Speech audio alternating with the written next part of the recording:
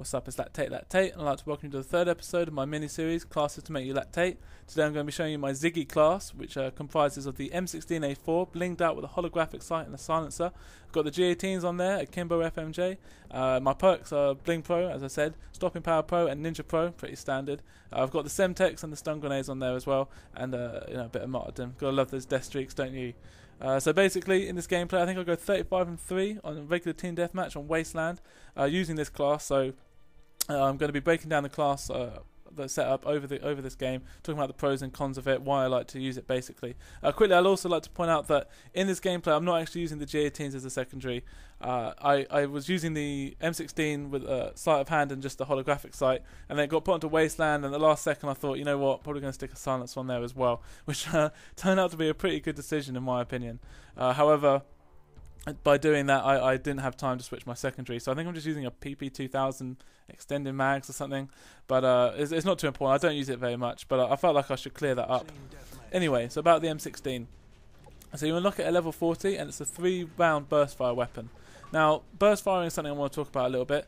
I find burst firing, it's hit or miss with me, and that's not a pun, please. It basically, I find that if my shot's on, and especially if I've got some good connection, then it's devastating. You just get so many easy kills, and I can have a lot of fun with it. However, if my shot isn't on, which is quite frequent, to be honest, quite a regular occurrence, then it can be very detrimental. Especially if you're getting some sort of gunfight where you're up against a fully automatic weapon. Especially something really powerful, such as any of the LMGs, or the AK-47, the TAR, the SCAR, or everyone's favourite, the UMP-45. If you're up against one of those, a head-to-head encounter, you're probably going to lose. To be honest, you need to be hitting them in that first burst. Now, I'm someone personally that I'm quite good at getting my first shot on someone, but then sort of following up and getting the kill, sometimes I struggle with. So, sort of having a weapon that will just drop someone in the first burst is very, very useful. Another thing also is what gets me in the habit of burst firing and make sure I'm burst firing, because it can be very easy just to hold down that trigger and fire away, but that's not the most effective way of shooting. You want to be burst firing, especially over distance.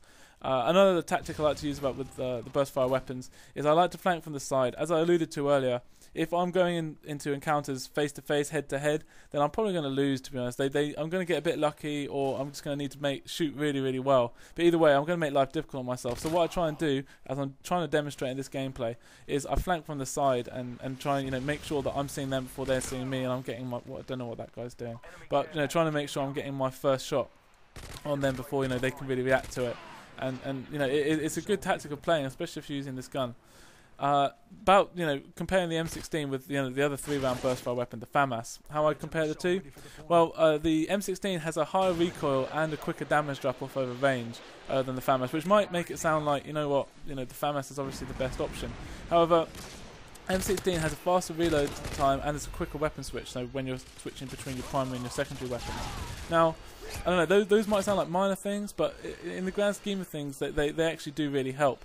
And also, another thing that I want to talk about the M16 that links in with that is the attachment. Now, if you're using the holographic sight, then that takes down your recoil to a level that's lower than the FAMAS, which then, therefore, suddenly makes it probably the better option.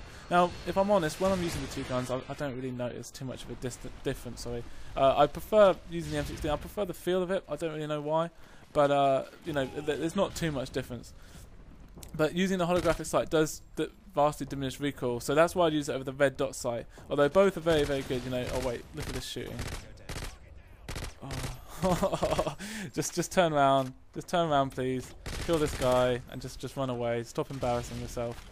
But anyway, so using an optic sight, whether the red dot or the holographic, it's better because it allows you to hit that first shot, which, as I alluded to before, is very, very important with this sort of weapon, this sort of burst fire weapon. So if you can hit that first shot and have a better field of vision, it's going to make you a lot more dangerous. And as I said, the holographic sight actually takes away your recoil. So it's probably the better option to have out of the two, and probably the best attachment in the game on this gun. Another thing about the holographic sight is that it decreases bullet dispersion. So when you fire, your bullets are going to go right where the reticle is, which is again very, very important with this sort of 3-round burst fire weapon. Because if you hit someone in the chest, all 3 bullets are going in the chest. And that's going to lead to a lot more one burst kills, which is essentially what you want. You want people to be dying in one burst. as much as possible.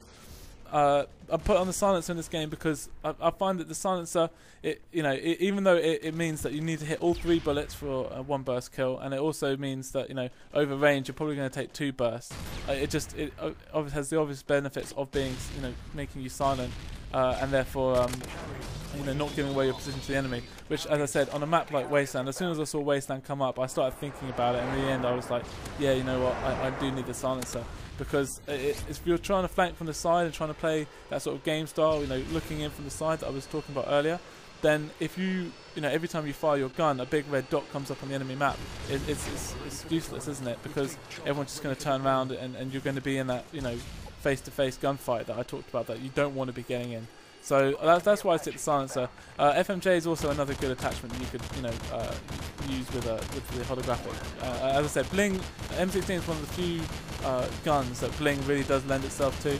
I'd say that in the FAL are probably the main ones where Bling is a really, really good idea. And you don't really need scavenger because it's a burst fire weapon. You're probably not going to be that bad. You're not going to be able to get to your kill streaks without using up all your ammo. And sleight of hand can be useful, but again, if you're going to be getting aggressive in the gunfights, then you sleight of hand. But as you want to be tending to keep most of your gunfights over range, you don't really need the faster reload time, which is already pretty quick, and you don't need the increased ADS because you should already be down your sights really. So that's why I'm using the Bling perk. Stopping power is pretty much necessary, I find, on the M16. If I'm ever using it without it, it's just like people just take the bullets and just sort of shrug it off and just turn around and shoot you, which is very, very frustrating. So I'd always use the stopping power.